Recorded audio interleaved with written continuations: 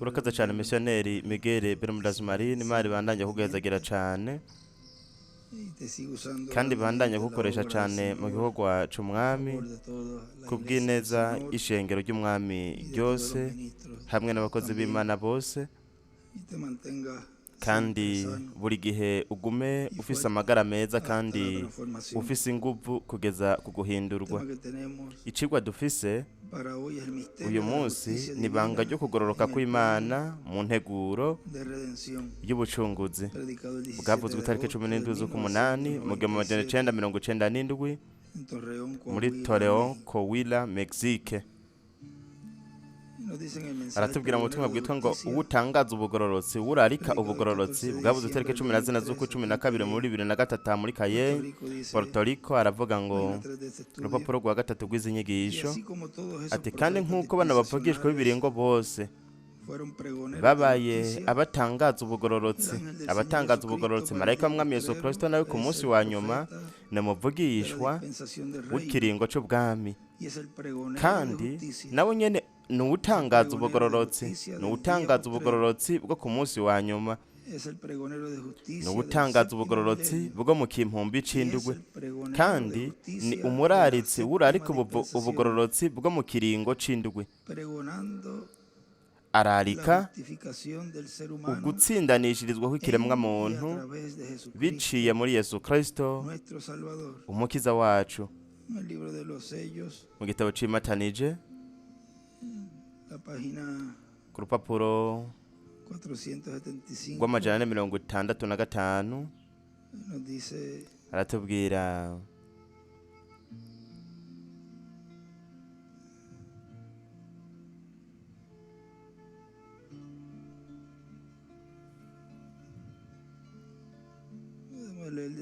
reka dusome duhereye ngaha. Haravuga ngo jewe ndi uwa mbere mu kwanka ibintu vy'amakosa, ndetse n'iyo abantu bavuze ibintu vy'ububeshi, ariko ndakunda ukuri gufise ishingiro. Ntaco bitwaye uko bobesha kose hana hariya, nimba ari ukuri mu gihe runaka Imana izokwerekana yuko ariko bimeze, ariko itavyerekanye nk'uko umwe muri iyo minsi vuba cane, nuko rero amayerekwa yanje ntazoba ari ay'ukuri. Murabona aho nshaka kuja kubabwira, murabona ivyo nshaka kubabwira. Mwebwe muravuga muti mwede Branham bizoba ryari? Jewe sinshobora kubibabwira kuko ntavyo nzi, ariko umwe muri iyo minsi birashoboka ko tutazokongera kubonanira ngaha ku isi, ariko yego tuzohurira imbere y'intebe y'urubanza Yesu Kristo. Nuko rero muzomenya yuko mwacacumba uguhishurirwa kwanje ko kuvuye ku Mana, nk'uko n'ukundi guhishurirwa kose kwanje ko ibanga rye kikimatanije ntiryahishuwe, kuko yabaye imituragano yaturagaye, kandi aho nihiri neza neza, kuko nta numwe azi n'ikintu na kimwe kuri ivyo ntiyanditswe. Nuko rero turi kw'iherezo, aho niho tugeze. Ku ruhande aca yandika ngaho ngo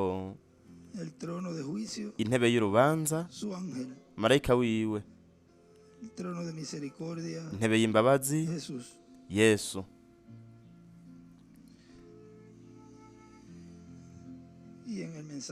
Na mu butumwa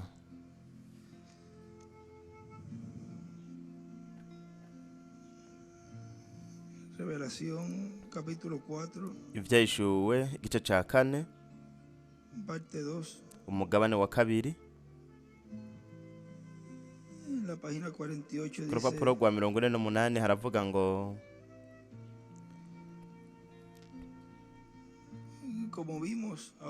nk'uko tubona ubu iyo yari intebe y'Imana mw'ijuru. Mose yarayigaragaje ku isi, yari intebe y'Imana kuko sentare yayo yari ishushanirijwe ngaha ku isi ahera ha cane. Yaragize Abisirayeli bose bari bafise ico kibanza kugira ngo baronke imbabazi, kuko Imana buri gihe yabonekera mu maraso yasesetse. Acarandika ngo intebe y'Imana, sentare y'urubanza. bingana ahera ha cane. Rero mwumve ibi bintu. Nuko rero ubwiza bwa Shekina, no kuvuga logos, niko yanditse ku ruhande te logos, bwavuye ngaho kuri uwo mutemere wo guhongerera ko umunsi umwe buja kuri indi hema. Amen. Ubu data nta n'umwe acira urubanza, ariko urubanza rwose yaruhaye umwana, sentare y'Imana. Wewe uvuze ukavuga nabi jewe, ibyo uzobiharigwa. Wavuga ku wundi, uwundi araje, uwundi mutemere wo guhongerako, aca yandika ati intebe ku ruhande ati Mose na Eliya. Murabona, uwo urashobora kuvuga ukavuga nabi umwana w'umuntu, jewe nzoguharira. Ndibaza yuko ibintu nabisomye ejo mu gitabo c'imirongo. Ejo uwo murongo wari washizwe ngaho, ariko aha ni mw'iki gitabo nyene, nzoguharira. Ariko umunsi umwe mpwemu yera azoza abe mu mutima w'abantu, kandi ijambo ryo kurwanya uwo namba ntirizigera riharigwa. Ivyo bibandanya kuba bibi cane igihe cose urubanza, kuko Imana ubudasiba yamira iratanga imbabazi zayo, igerageza kugira ngo abanyabyaha baze kuri yo kugira ngo baharigwe nayo. Ubwa mbere yari iri mw'ijuru hariya hejuru, ikayanganira mu nyenyeri. Ubwa kabiri yari iri ku isi, ikayangana biciye mu bwiza bwa Shekina. Ubukurikira yaraje yigira umubiri, iba hagati muri twebwe, igitanga imbabazi zayo. Nuko rero yaracunguye umuntu n'amaraso yayo, yinjira mu ishengero ryayo mu buryo bwa mpwemu yera. Kuvuga rero urwanya ivyo, kuvuga nabi ivyo, ico ni ikintu ntabanduka kiba gikozwe. Ico ni ikintu ntabanduka. Rero urashobora kubona ahaje haturutse uku kunyiganyega. Turi mu gihe ubwo bo badatahura, abantu ntibashobora gutahura ico ivyo bisobanura. Rero intebe ya mbere yari iri mw'ijuru, sentare. Intebe ya kabiri yari iri muri Kristo. Intebe ya gatatu iri mu muntu. Aca yandika ngo Mose na Eliya, ishengero ahera ha cane. Ku ruhande aca yandika ngo kurogota kuri mpwemu yera. Nariya mu bimatanijwe aca yandika ati bimatanijwe 134. Aho naho nyene havuga ku bintu mwene ivyo nyene. No ngaha nyene muri iki gitabo nyene ku rupapuro rwa 43 haravuga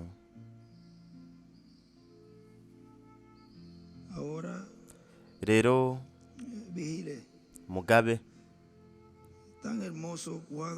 Mbega ingene ari vyiza cane hano, ntibibacike intebe y'ubwami. Mwebwe murazi, tugaruka kuri Mose. Nta mwanya dufise wo kubirangiza byose. Nuko rero mwebwe gusa mufata ibindi ko ndababwira. Mose igihe we yahabwa iyerekwa hariya hejuru ku musozi Sinayi, ndashaka ko mwebwe mwumva ko itakiri intebe y'ubuntu gusa. Aho aca bivuga mu bugingo buri mu nzu y'imbohe. Reka tubirabe, navyo nyene nabitanze. Reka turabe ibivugwa ngaho ku bugingo buboshwe.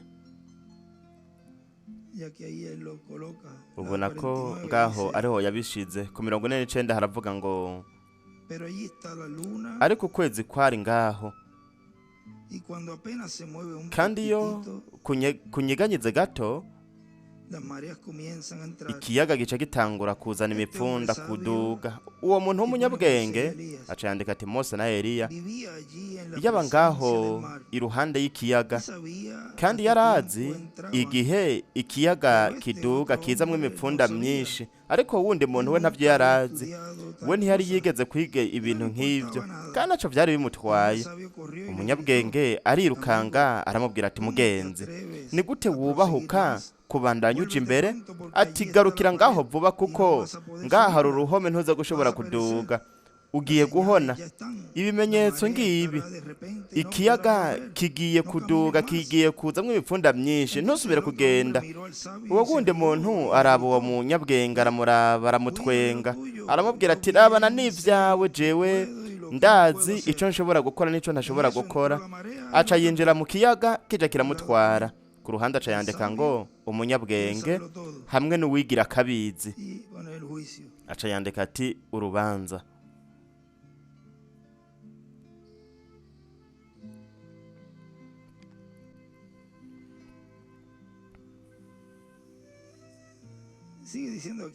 Abananya mvuga ngaha ku 50 ati birashoboka ko twaba twaracerewe kurusha uko mwe muvyiyumvira. Mbega mwebwe muzobishikako? Ntimuzane ibindo bantu, ntimubikore. Nimba gusa mwaramfashe nk'umushumba w'Imana, nuko rero mufate ijambo ryanje muri iki gitondo. Birashoboka yuko twaba twaracerewe cyane. Hariho ivyanditswe byinshi bitubwira kuri ubwo buryo bwo kwiyumvira. Rero mwibuke, simvuze yuko ari uko bimeze kuko ntavyo nzi, ariko mwiyumvire neza. Kandi ndafise izindi mpapuro 10 z'ibindi bintu ntigeze mvuga kuko nagize ubwoba bwo kubabwira ibirimwo. Umushingantahe n'umupfasoni Wood bonshingira intahe igihe nagenda mu rugo hakiri kare cyane. Nababwiye ati ibyo byose sinshobora kubibabwira, nzobaha ibi vyanditswe hanyuma ndabire kuko ibyo bizoba biriko birafata amaji, kandi hazoba abantu bazotwenga ubu butumwa.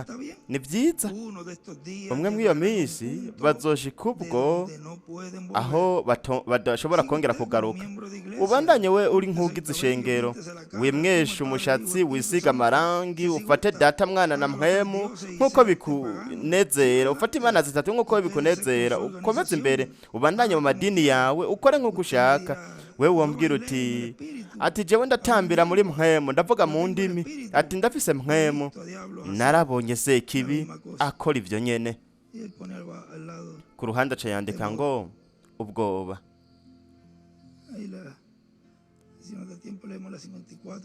Iyo twagira umwanya twasoma ku 54, ariko tubandanye hano. Haravuga ngo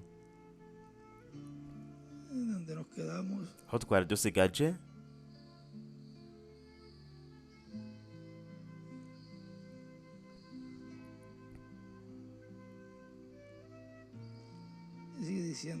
bandanya avuga ngo ku rupapuro rwa 43 mu byahishuriwe igice ca 4 umugabane wa 2, ati ndashaka ko mwebwe mubona yuko iyo tari intebe y'ubuntu gusa. Amaraso aho yari yagiye, ikimaze cyari cagiye cagarutse ubugira kabiri. Bobo bari baremewe. Amaraso yarari hanze y'intebe y'imbabazi, mutemero guhongerako. Yari yacitse rero intebe y'urubanza, kuko imituragaro n'imiravyo yava kuri yo. Ivyo nivyo mwibuke vyabaye nko ku musozi Sinayi. Igihe Mose yagenda ku musozi Sinayi vyagenze gute? Imituragaro, imiravyo, ndetse yaba n'inka canke ikimasa canke intama canke ikintu ico arico cose icakora k'uwo musozi cateruza gupfa. Bibiliya yaravuze ngo vyari biteye ubwoba cane kugeza ubwo na Mose yari kahinda agashitsi. Igihe Mose yabwirwa ngo kuri inkweto zawe ngaha kuko aho uhagaze arahera. Yosuwa wa munyantambara akomeye cane niwe azojana abo bana mu gihugu c'isezerano, akabashikana mu gihugu c'isezerano, akabagabanya n'iragi ryabo. We yashobora kuduga gusa agashika hagati mu musozi. Yaciye yandika ngo Yosuwa yaje ashobora kuduga ahagaze hagati mu musozi. Mose yarahagaze ngaho afise amabara y'Imana, yarakikijwe n'ubwiza bw'Imana, arabagirana impande zose, ariko araraba ivyo vyagezwe biriko birandikwa. Ahagaze ngaho mu kugaragara kw'Imana, iryo jwi riramubwira ati Mose uri hehe? Kuri inkweto zawe kuko ahagaze arahera. Intebe y'urubanza niho yarari. Nta n'umwe yashobora guhagarara ngaho uretse uwacunguwe. Umunyabyaha ntiyashobora kwegera mu buryo na bumwe, ntiyashobora kuhegera n'uburyo na bumwe. Yari kuba byari vyarangiye, yari intebe y'urubanza. Nivyo Mose rero yakoze ibintu ku isi, yubatse ihema nk'uko yari yabibonye mu ijuru. Intebe y'urubanza aca yandika ngo ihema Mose yabonye mu ijuru, aca yandika ati mutagatifu Pawulo. Imbere gato aratubwira ko ari navyo nyene Yohana yabonye, ntumwa Yohana. Abandanya avuga hano, biciye muri Yesu Kristo ikiremwa muntu kubwo kwizera Kristo kiratsindanishirizwa. Ubwo nibwo bugororotsi ubutangaza ubugororotsi bwo ku munsi wa nyuma azoba ariko aratangaza, nk'uko buri mumarayika ntumwa wa buri kimwe mu bihendwe by'ishengero yabaye ubutangaza ubugororotsi bwo mu gihe ciwe, kandi yarararitse ubugororotsi bwo kwizera Kristo. Kandi buri muntu wese atakiriye Kristo mu bihe byaheze by'ishengero ntabwo yatsindanishirizwa imbere y'Imana kuko atizeye Kristo, kuko ukugororoka ugutsindanishirizwa kuzanwa no kwizera Yesu Kristo umukiza wacu. Kubw'ivyo rero muri iki gihe ca nyuma ubutangaza ubugororotsi ku munsi wa nyuma ni ubutangaza ubugororotsi azobutangaza ubugororotsi kubwo kwizera Kristo mu banyamahanga bo muri iki gihe ca nyuma, kandi bazohamagagwa n'ubu butumwa abatanije bo ku munsi wa nyuma mu ntambiko y'igihe cy'uburuka bizifuruka. Hanyuma azohamagara abatoranijwe bo mu bwoko bw'Abaheburayo ari bari 144 by'Abaheburayo, kandi ubutumwa bw'inkuru nziza ya Kristo buzomenyekana, buzomenywa n'144 by'Abaheburayo aribo bazokwizera Kristo, bazokwizera ukuza kwa kabiri kwa Kristo hamwe no kuza kwa mbere kwa Kristo. Kubw'ivyo rero ubutangaza ubugororotsi ku munsi wa nyuma niwe azojana ubutumwa bwiza bukure mu banyamahanga bujane mu Baheburayo, kugira ngo ararike hagati mu bwoko bw'Abaheburayo ndetse no mu 144 by'Abaheburayo ubugororotsi ari bwo buzanwa no kwizera Yesu Kristo umukiza wacu. No mu butumwa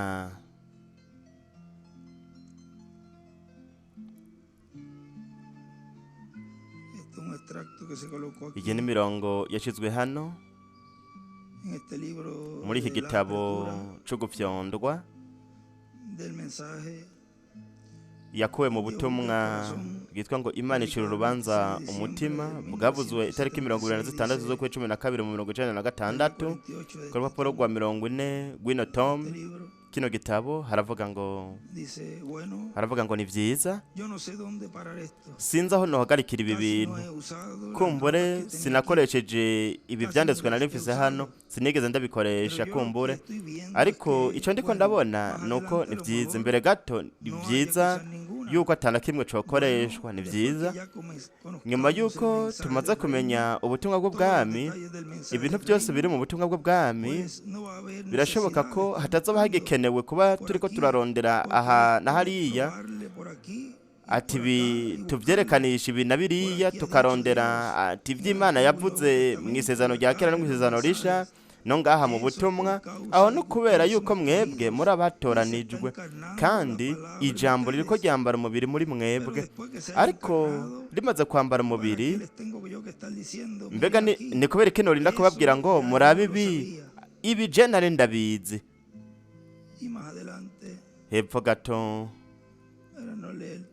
kugira ngo ntidusome vyinshi ngaha haravuga ngo ndizera ko ino saha yegereje, kandi mu kuba yegereje nuko rero twebwe dutegerezwa kuba twiteguriye ibintu byose umwami afise, kuko mu by'ukuri ivyo umwami afise birakomeye cyane muri ino saha, ni ibintu bihambaye cyane, kandi mu by'ukuri tuzobona ibintu byinshi byasezeranijwe ko bizogaragara ibya Ananiya na Safira. Ivyo bizoba ibintu bizoba n'ibintu bitokwirindwa kuko aho byaravuzwe. Rero umunsi umwe jewe nzobasigurira ingene ivyo bizoba. Byagenze gute vya Ananiya na Safira hariya? Ni gute haje ijambo rivuzwe kugira ngo bibe? Byagenze gute? Ni vyiza. Rwari urugero rwa Musa na Eliya, murabona? Nuko rero umwe mwaba bandi batatu baduga hejuru, umwe yari afise uwo mwanya yashobora kuvuga ijambo akazana urubanza, mwiyumvire hari mu ntango, ubu turi ku iherezo. Yazanye urubanza rw'igihe gito, ubuho ruzoba ari urubanza rw'isi yose, ariko bitereza kugenda nk'uko byasezeranywe. Si impano zanka yo gukora ibintu ibyo ari byo byose, hariho urutonde kandi n'ijambo, kandi umuntu ntashobora gusohoka kugira ngo ibintu bikorwe. Hazoba ibintu bizotwuzuza akamwemwe, umunezero, ariko hazoba ibintu kandi bizotwuzuza umubabaro. Ariko mbega we niko uzokora? Murabe kijya gihe c'ishengero ry'abaheburayo hariya mu ntango, ibintu byinshi byarabaye ibyabujuje umunezero abantu, ariko igihe haba ibya Ananiya na Safira bose baciye buzura umubabaro. Mbega mwe mwibaza yuko Ananiya na Safira rwari rurya rugo, ko rurya rugo rwari rworoshe? Oya, bari abantu b'ingirakamaro cyane hagati muri bene data, bari abantu mu buryo bw'umutungo bari bafise ikibanza gikomeye cyane, bari abantu bakora mu gikorwa, bari abantu bakunzwe cyane. Mwitegereze, mwiyumvire, mu byanditswe ntihatubwira ku muntu uwo ari we wese, hatubwira ku bantu bagize igice cy'ingirakamaro cyane muri kahise k'ijambo, cyo kimwe na Datani na Kora. Ntibari abantu boroshe, bari abantu bakomakomeye. Yuda ntiyari umuntu yoroshe, yari umuntu akomeye, murabona. Ndetse na Ananiya na Safira nabo bari abantu b'ingirakamaro cyane mwakijya gihe. Mwiyumvire, igihe hagera igihe ubwo hari ikintu gikenewe, ibintu runaka byari bikenewe kugira ngo ubutumwa bukwiragire mu Bayuda. Wabyumvise ibyo? Nuko rero, kubera ko bo ntibapfuye mw'ubwo butumwa ngo babujyane ahandi hantu mu kindi kibanza, ariko ubwo butumwa bwari ubw'Abayuda. Nuko rero hariho ibintu byari bikenewe hagati muri bo. Nuko abari bafise amatongo, murabona, bene data bamwe baba bafise, ni byiza, baba bafise nk'inzu, baba mu nzu yabo, ariko hanyuma yaho baba bafise n'irindi tongo. Baravuga ati, ni byiza, turi mu gihe cyo gukora ikintu giterezwa gukorwa.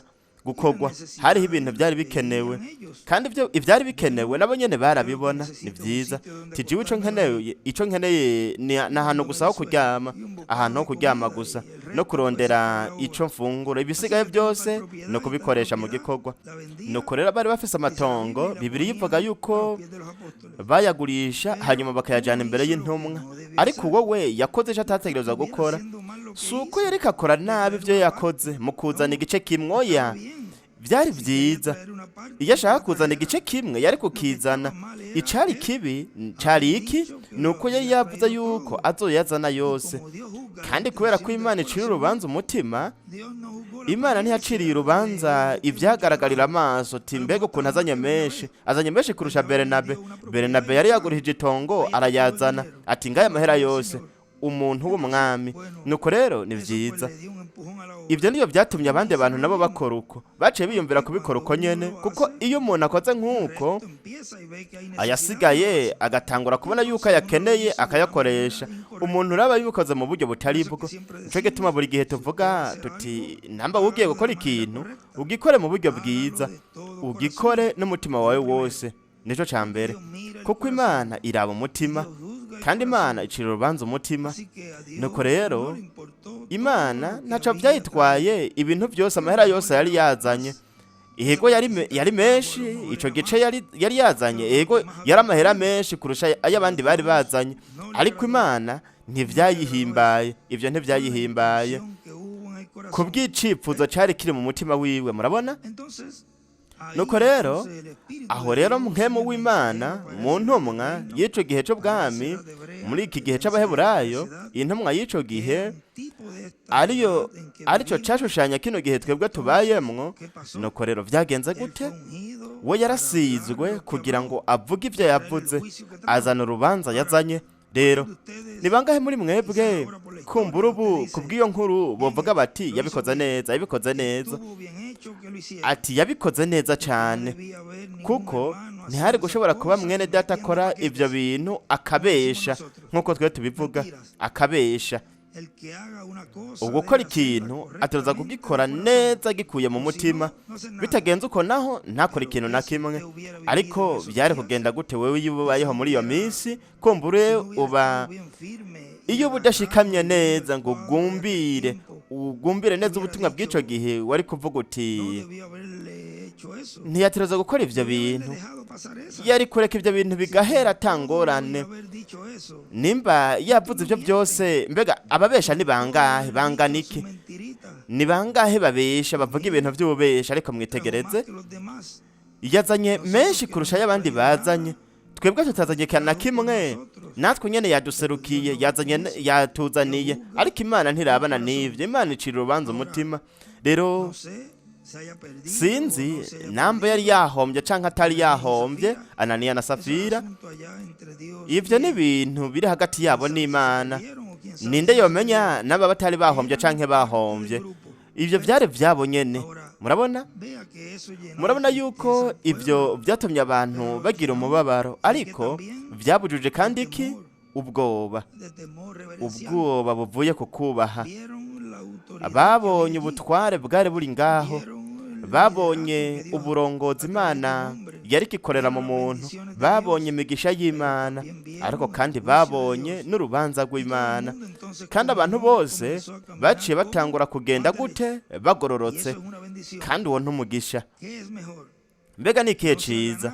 ko atana kimwe cokorwa, canke ko hari hamwe, canke bamwe bakagenda bacambagirana, canke nubwo hoba urubanza, canke ko hotuma haba urubanza rukagwa kuri bamwe kugira ngo rube inyugo ku bandi. murabona, wewe ruravuga uti ati vyabaye vyiza ko vyabaye hariya. ni vyiza. nobabaza nti mbega uyu munsi ho bimeze gute? ko byasezeranwe ko ivyo bintu bizokwisubiramwo, ariko bizoba gute? bizoba mu buryo bw'impwemu canke bizoba mu buryo bugaragara? ico ni kindi kintu. ruzoba rurupfu rusanzwe canke urupfu rwo mu buryo bw'impwemu?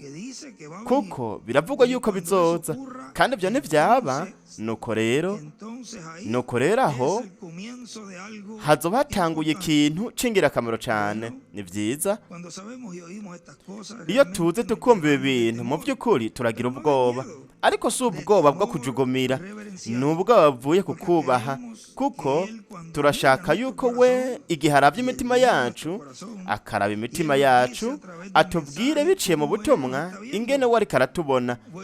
ni vyiza. Imana ibahezagire mwa kano gatondo. Imana iturinde, idufashe ntihagire n'umwe atsitazwa n'ikintu na kimwe. namaze kubagabisha, twarabonye imigisha myinshi, ibintu vyinshi vyiza, ariko kandi iyo tubonye ikiganza c'umwami mu rubanza, ntidutsitare, ahubwo tugire ubwoba buvuye ku kubaha. kandi namba tudatunganye, tutagororotse muri iyo minsi, tuje tugororoka, kugira ngo Imana ntihavuzane ikintu kizotuma wewe utabinezerererwa, kuko urubanza ruzohera mu nzu y'umwami. byatanguriye hariya mu minsi y'intumwa, bitanguriye ngaha. kandi namba umugororotse hamwe n'ingorane azokizwa, mbega ubutagororoka we azoboneka ari hehe? umunyabyaha. mbega abanyamahanga bazogaragara hehe? isi y'abanyamahanga, kino kiringo, runo runganwe rw'abanyamahanga b'abanyamowabu. ego, kuko uru n'urunganwe rw'abanyamahanga rushushanywa n'abanyamowabu, rushushanywa n'abanyasodomu na Gomora. kubw'ivyo rero, mbega bo bazogaragara hehe? bo bazogaragara he? mu gatikizo, mu guhona. nk'ubutumwa bandanya tubwira ngo aha ku iherezo haravuga ngo nuko rero kuri ivyo twoshobora kubivuga ko ibintu vyinshi, kandi biragoye cane kuvuga. ubona ko ari ibintu wewe nanje tubimenye. wewe ubisomye ngaha, ukabisoma nivyo Imana yavuze muri Data Branham ko bizoba muri ivyo bintu, muri ako kororokana na Safira, uca utinya cane ko bishika. ariko mu kumenya yuko Ananiya na Safira bari bagize uwo mugwi, nuko rero uratahura yuko hazoba umubabaro. murabona, ariko azoba ari intango y'iki? y'intambuko nshasha. Sinzi namba wewe wamaze kubona ingene vyagiye biraba uva mu ntambuko uja mu yindi.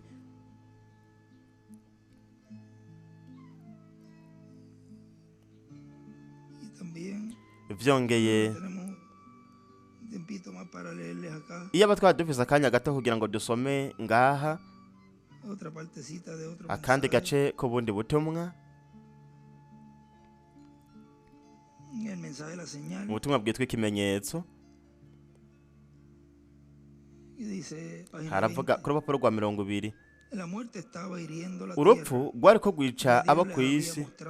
Imana yari yabiberetse mu mbabazi zayo ndetse no mu bubasha bwayo ibimenyetso n'utwumiza. Rero duhagarare ngaha akanya gato kugira ngo twibuke ivyasezeranywe ko bizoba mu minsi ya nyuma. Birashoboka ko natwe twoba dukwiye kugira umuntu abitubwira. Yari yakoze ibyo bintu byose, ariko yamara bo ntibipfuza kwihana ndetse ntibashaka no kwizera ubutumwa bw'ico gihe. Ntibashaka kubikora nubwo bari bavyeretswe, byari byerekanwe mu buryo bugaragara neza. Kandi wewe iyo ubonye ibintu runaka bibaye, ico kiba ari ikimenyetso c'urubanza ruri hafi rwegereje. Urubanza ruzobandanya mu bintu runaka, buri gihe nuko vyamye. Uyo munsi nta kwisigura na kumwe kuzobaho. Urubanza buri gihe rukurikira ubuntu. Igihe imbabazi zisuzuguwe, nuko habasigaye gusa urubanza. Buri gihe bizokwama ari uko bimeze. Aca yandika ku ruhande ati urubanza rukurikira ubuntu.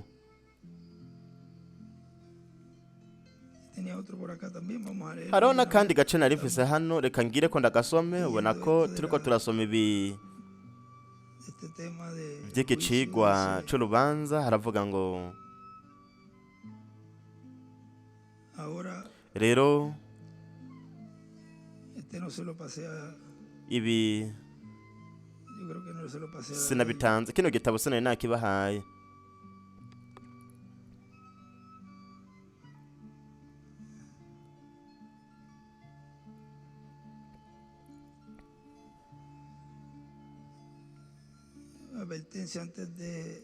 Imburi imbere. Imana ntihamagarira umuntu mu rubanza itabanje kumuburira. Ku rupapuro rw'icenda haravuga ngo rero buri umwe wese ibi bintu arabifise. Twebwe twashobora kuvuga ati ni vyiza, atujya muntu yapfuye ataburiwe. Oya, Imana namba mwebwe ntimuzi ivyari biri mu mutima w'uwo muntu.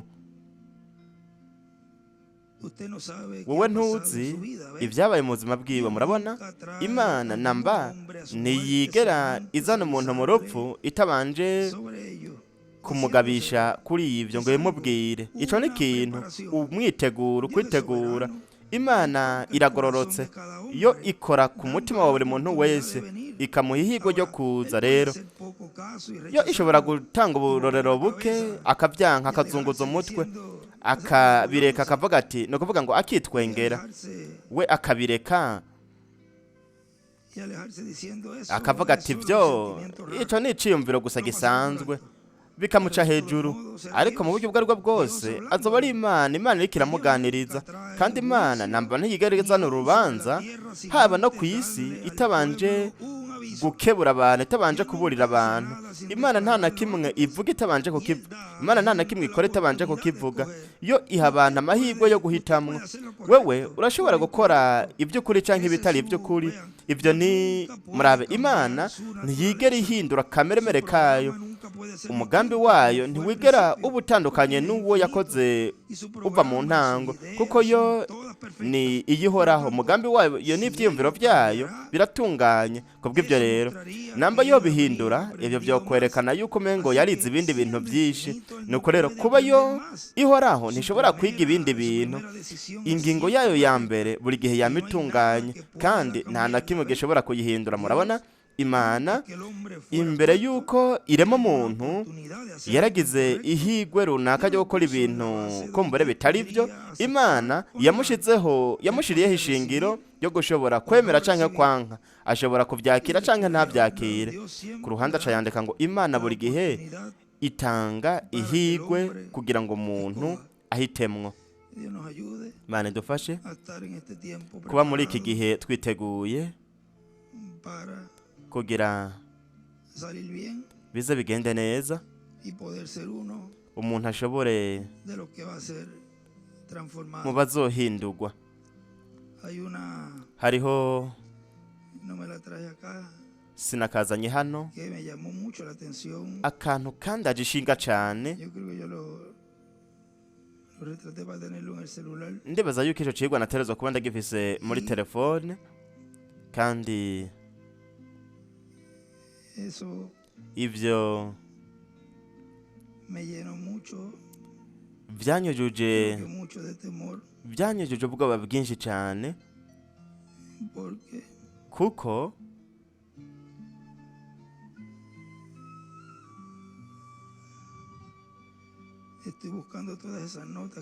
ndiko ndondera ivyo bintu byose yanditse ngaho kugira ngo ivyo byose dushobore kuba tubifise. Nabibonye hano,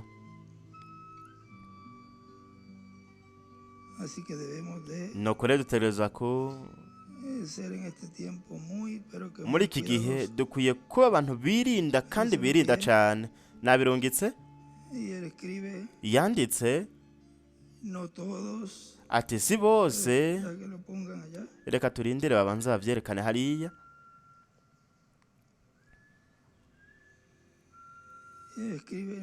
Yanditse ati si bose abavutse ubwa kabiri bazokwinjira mw'izamugwa, mu kunyakugwa. kandi ico ni ikintu twara dukwiye gufatana ubuserye bwinshi, gufata nkama, kuko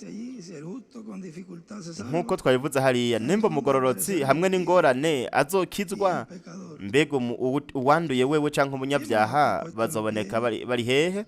Reka rero duhaguruke nuko twakira icigwa dufise c'uyu munsi, ibanga ryo kugororoka kw'Imana mu nteguro y'ubucunguzi.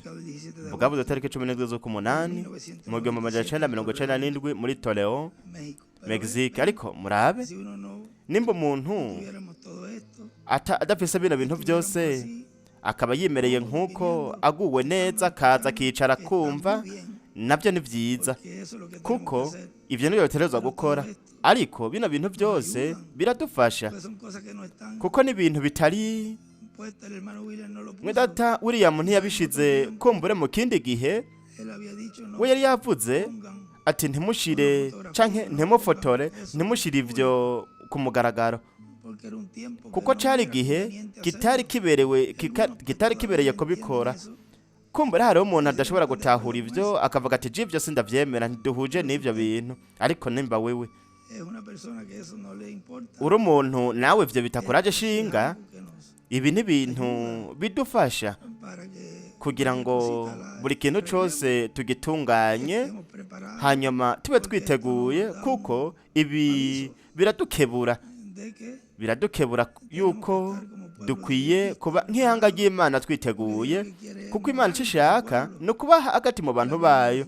Inkingi y'umuriro ikaba iri hagati muri twebwe, kandi ntabe ikintu na kimwe cotuma Imana mu mwuzuro wayo itaza ngo ibe kuri kino kibanza. Nico gituma turiko turitegura, nico gituma turiko turakora ibi byose. Murabona, Imana irongora abantu bayo, kuko hari ikintu giterezwa kuba kiriho kirakora ivyo kugira ngo abantu babe biteguye. Kandi azi yuko ivyo mu mutima bituma bikora ku mutima w'abatoranijwe, nuko ku munsi bakagenda bakosora utuntu runaka kugira ngo babe biteguye mu mwuzuro, kugira ngo baronke uguhindurwa. Si ibyo kudutera ubwoba, oya, turabatoranijwe b'iki gihe. Nico gituma turi hano, kuko turi ngaha, kuko twipfuza guhindurwa, kandi tuzohindurwa, kuko we yarabisezeranye. reka twakire hamwe natwe mwene data mukundwa inshuti Dr. William Soto Santiago